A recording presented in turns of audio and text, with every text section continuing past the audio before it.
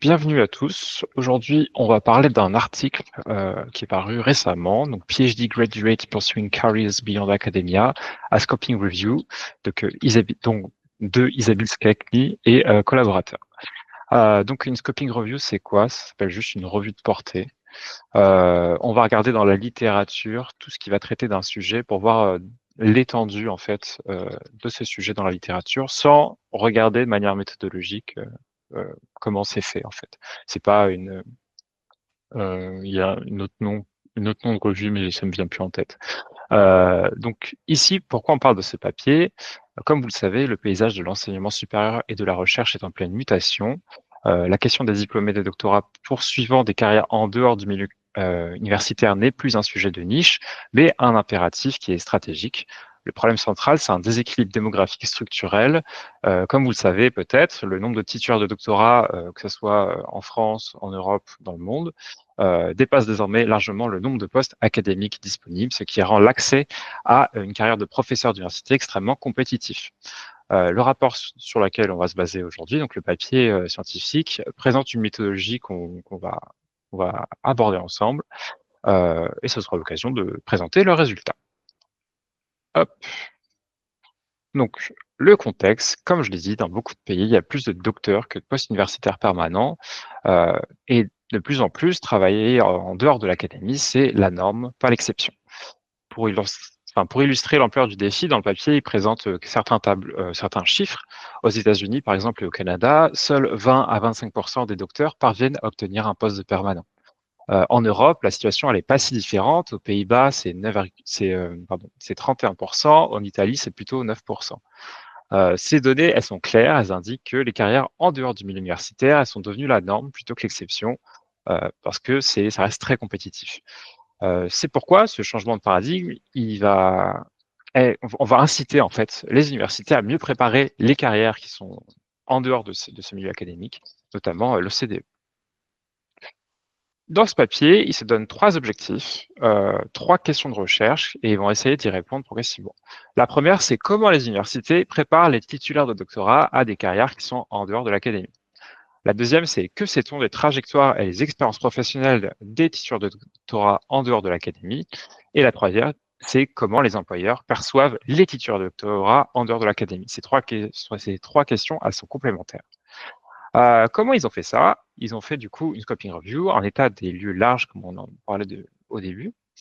Et hop, ce qu'on voit, c'est qu'ils ont identifié à peu près 800 papiers, si j'arrondis, et ils vont exclure certains papiers en fonction de mots-clés, en fonction que si c'est des papiers uniquement sur les carrières académiques, si c'est uniquement sur l'expérience des docteurs durant leur doctorat. Nous, on va se concentrer uniquement sur le post-thèse finalement. Ils en sont arrivés du coup à 71 publications, dont 57 articles et 14 rapports. Majoritairement, ces papiers, ils viennent soit des États-Unis, soit de l'Europe. Quand ils se focalisent sur une discipline, c'est la plupart du temps les STEM, donc les sciences technologiques, engineering et mathématiques. Et c'est la plupart du temps des méthodologies quantitatives qui permettent de faire ces rapports, ces papiers. La première méthode et le premier outil en fait qu'ils vont utiliser pour analyser ces papiers-là, c'est qu'ils vont faire du science mapping. Donc du science mapping, à quoi ça consiste? On extrait les titres des articles et le résumé des articles. Chaque mot, on va les catégoriser. C'est-à-dire que si vous avez les termes compétence, compétent, tout ça, on va le mettre sous une même bannière qui est la compétence. Voilà. On fait ça à peu près avec tous les mots jusqu'à obtenir des catégories. On va faire en sorte de garder que les mots qui apparaissent 7 fois. Donc, par exemple, si je reprends mon exemple de compétence, si compétence apparaît plus de 7 fois, on le garde dans notre analyse. Puis, on s'intéresse aux concurrences. Les concurrences, on s'intéresse à la fréquence où 2 mots apparaissent plus souvent ensemble qu'on ne le voudrait par hasard. Donc, je ne sais pas si vous vous intéressez aux carrières et à la compétence. Si ces 2 mots-là apparaissent à côté dans les titres, dans les résumés, ben, ils vont avoir une force qui est peut-être plus importante que s'ils apparaissaient aléatoirement dans votre texte.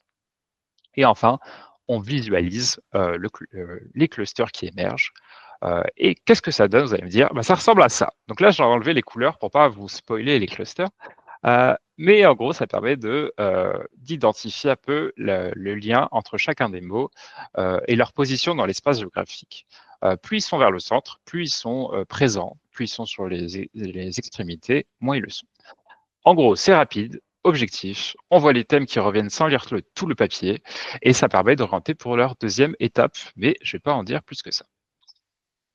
Le premier cluster qu'on trouve, c'est la préparation à la carrière des doctorants. C'est le plus grand groupe qui ressort.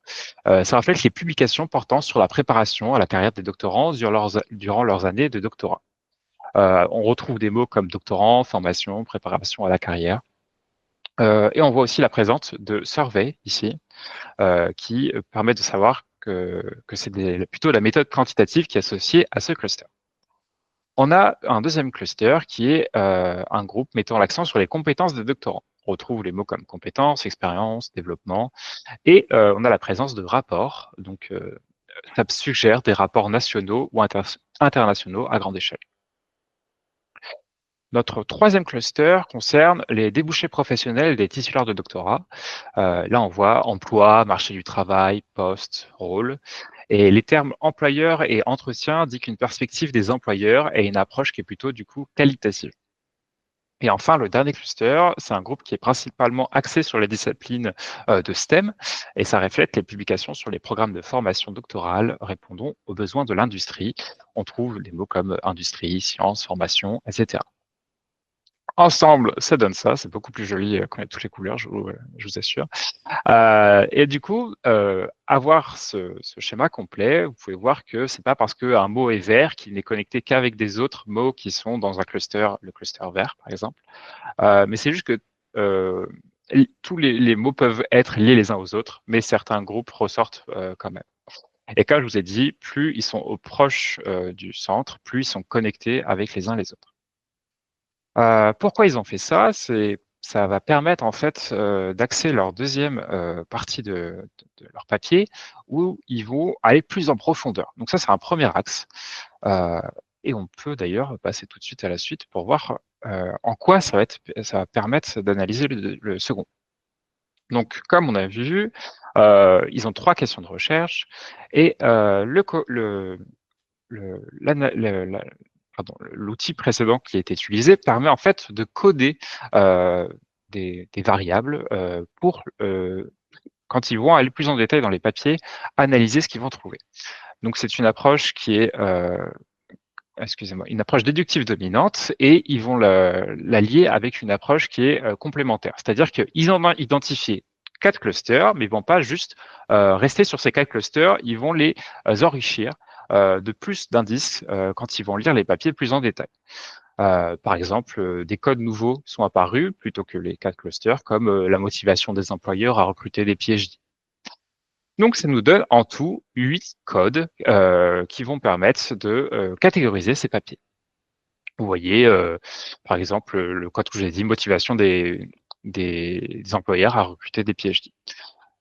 En N, vous avez ils ont aussi, pardon, j'ai oublié de l'expliquer, ils ont codé les entretiens, les papiers, en fonction de la question de recherche. Par exemple, un papier peut répondre à cette question, un autre peut répondre à celle-ci, et du coup, ils l'ont trié comme ça. Ce qu'on peut voir, c'est qu'il y a 24 papiers qui traitent de la question 1, 49 qui parlent de la question 2, 17 qui parlent de la question 3. Et ensuite, vous avez les pourcentages. C'est dans mon papier, est-ce que cette thématique, elle est traitée? Et là, vous avez vraiment les pourcentages de chaque papier. Voilà. Donc, plus en détail, on va directement aller dans l'analyse. Pour la première dimension, la première question, c'est comment les universités préparent les titulaires de doctorat à des carrières hors académie. Ce qu'on voit, c'est que la formation doctorale, elle est encore principalement axée sur la préparation de futurs chercheurs académiques. Les docteurs ont souvent le sentiment que leur formation ne leur a pas permis d'acquérir les compétences nécessaires pour ce rôle. Cependant, l'analyse qu'ils ont faite montre que les diplômés de doctorat possèdent des compétences qui sont transférables, extrêmement précieuses, même si elles ne sont pas explicitement enseignées. Ces compétences, elles sont très appréciées dans les secteurs non universitaires, notamment, je peux en citer quelques-uns, la pensée analytique, la résolution de problèmes, voilà, la gestion de projet, enfin, pouvez penser à beaucoup de choses. Je pense que on est quand même un public qui est assez intéressé là-dessus. Il y a aussi tout un terme de compétences transférables, telles que la communication, le travail en équipe, voilà, des choses qui sont recherchées par les entreprises.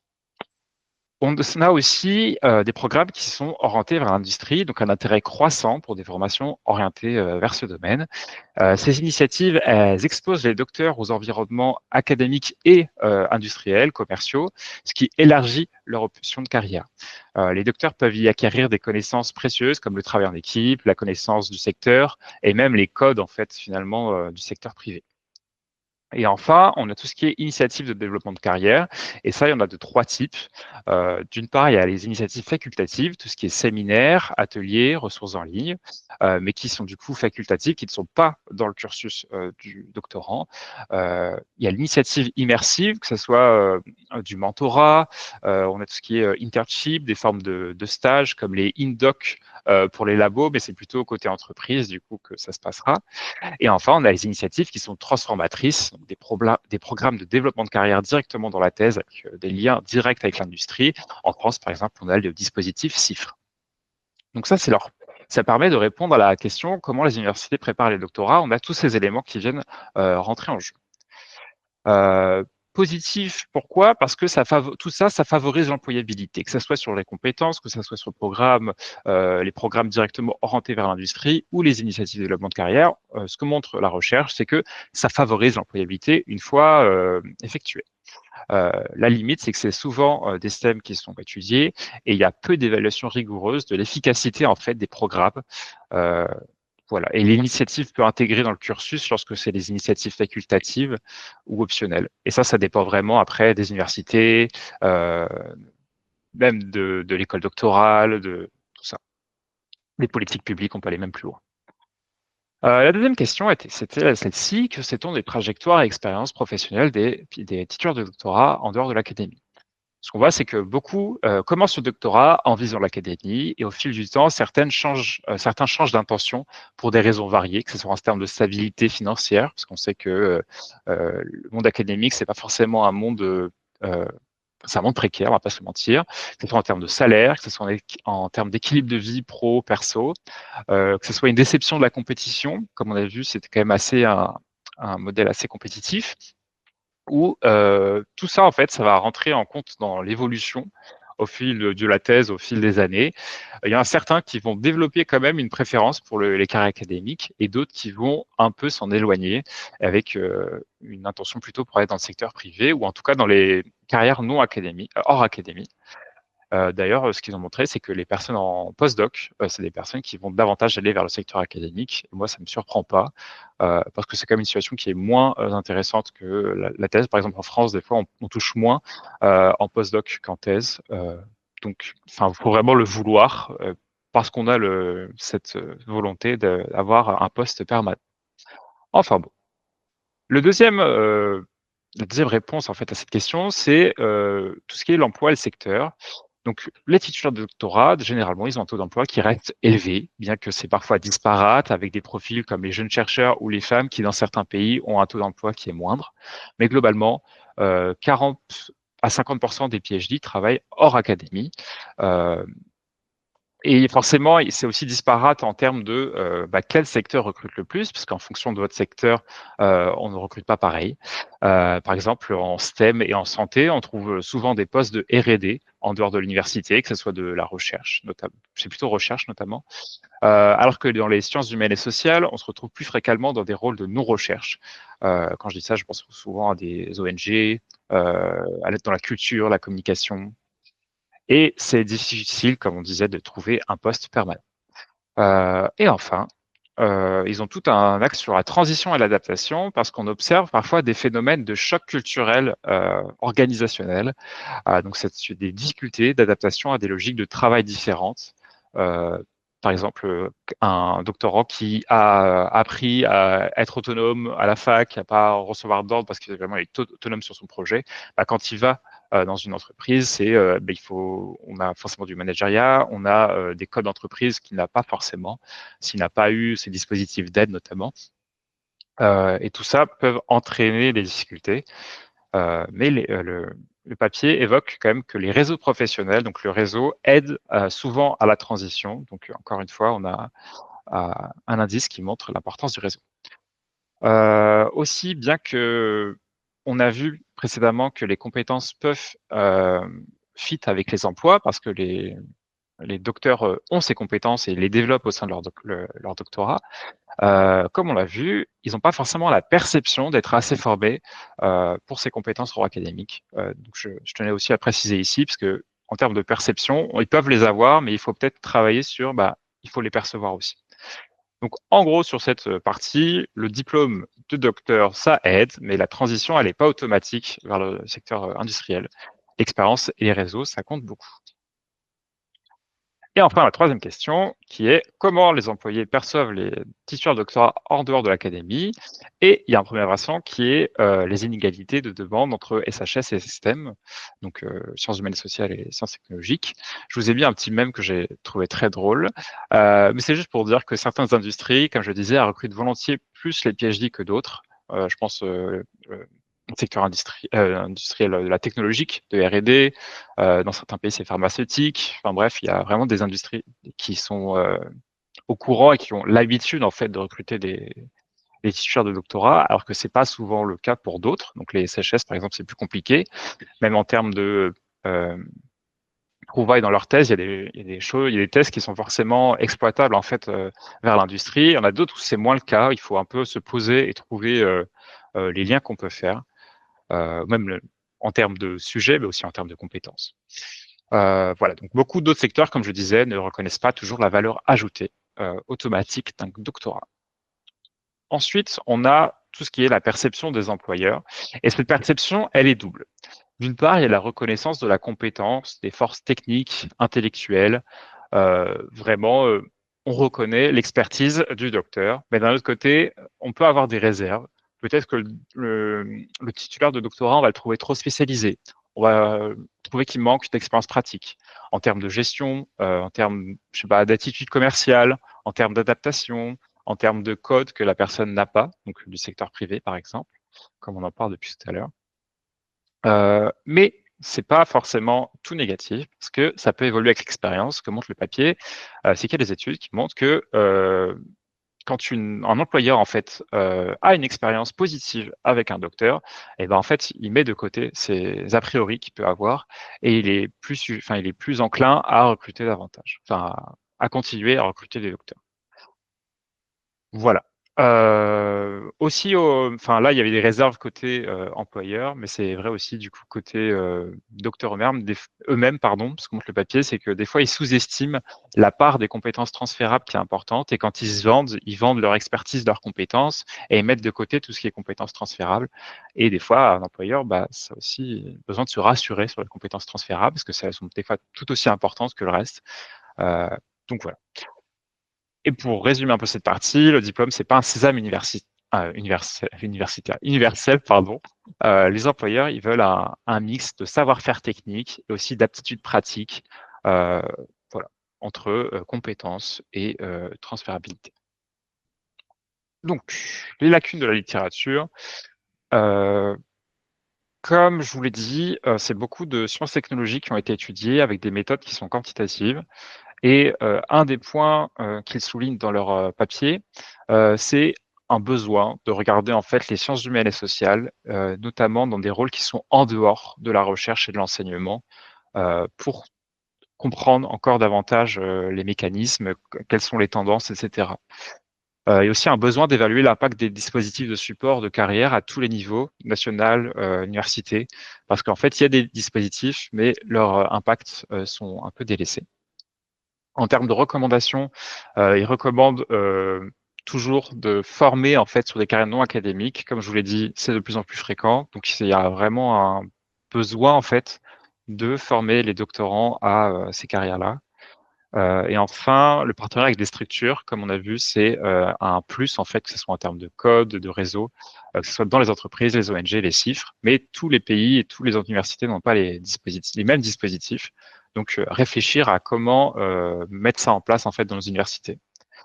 Euh, voilà pour les lacunes de la littérature. Qu'est-ce que je peux vous dire d'autre? Ouais, peut-être abandonner. Enfin, c'est déconstruire le modèle du poste de professeur rourien, parce que justement, c'est de moins en moins le cas.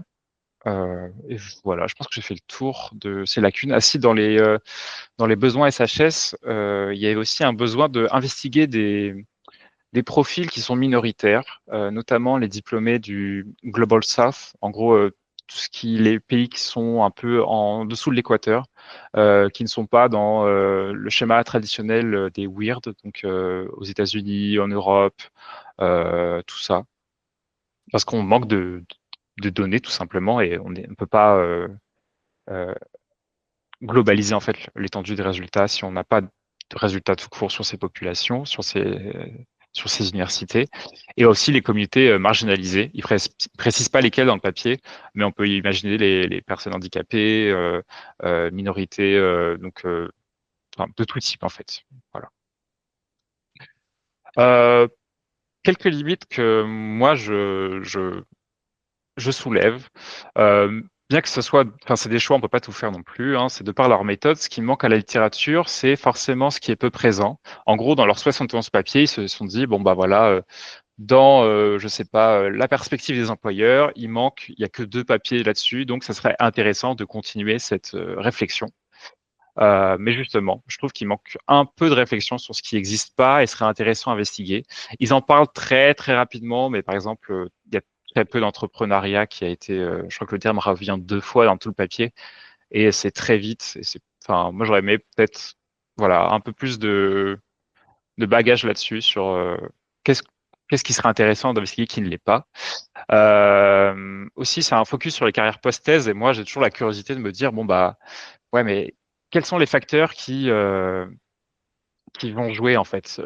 Est-ce que avant la thèse, est-ce que avoir une expérience en dehors de l'université, avant qu'on se mette en thèse, ça joue sur comment on est perçu, etc. Est-ce que quand on a déjà travaillé, est-ce que quand on reprend la thèse plus tard? Bon, c'est des questions larges, mais j'aurais aimé un peu sujet là-dessus. Et enfin, je suis un peu frustré parce que c'est une littérature qui est en expansion. Eux-mêmes mettent le graphique en place dans leur papier. Donc, c'est 10 ans de papier, c'est de 2009 à 2021. Sauf qu'à partir de 2021, il y a aussi plein de papiers qui sont sortis et j'aurais aimé, en fait, que ça continue finalement, mais ça, c'est plus de la curiosité de ma part qu'autre chose. Ouais, je pense qu'on peut passer à la conclusion.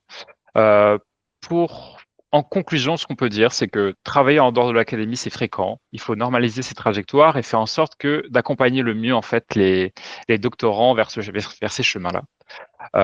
Les universités, elles peuvent agir, comme l'ont montré le papier, avec des programmes tournés vers les industries, avec l'intégration des compétences, avec de la formation, avec, je ne sais pas si on peut s'inspirer par ce qui se fait à l'étranger.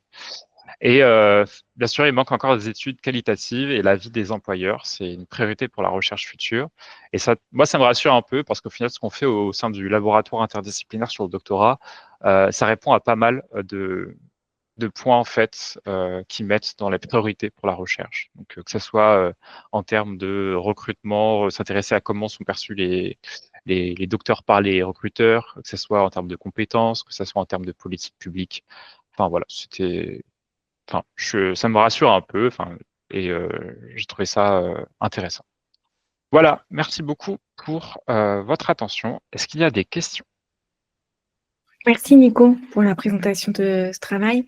Moi, j'avais une question dans la première question qui raconte un peu comment les universités vont préparer les carrières en dehors de l'académique. Il n'y a rien qui est mentionné sur le superviseur et la place du superviseur aussi dans cette préparation-là? Alors c'est mentionné très rapidement, mais il faut savoir que un des critères d'exclusion, c'était la relation en fait entre le superviseur et le supervisé. Je peux vous retrouver les critères d'exclusion parce que vraiment, ils s'intéressaient que aux carrières post-thèse. Donc ouais, par exemple, PhD Student Supervisor Relationship, dès qu'il y avait ces mots-clés, c'était sorti du scope.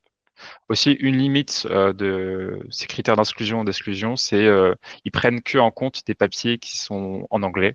Donc ça peut aussi jouer sur les papiers présents dans le scope. Mais ils en disent un mot, je crois, sur en gros les facteurs qui favoriseraient la volonté vers le privé. Ils en disent quelques mots en mode de, bon, bah, il y a tout ce qui est les facteurs individuels et la prise de risque, est-ce que la personnalité, et il y a un mot sur la relation avec le superviseur qui nous encadre pas pareil. C'est sûr, il y en a qui sont plus tournés vers le privé, d'autres non. En fonction des disciplines, c'est aussi plus le cas. Donc voilà. Ok, merci.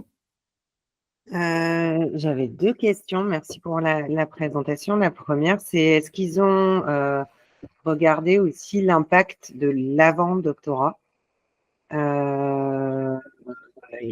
Et la seconde, c'est ils dégagent aucune différence par grande zone géographique?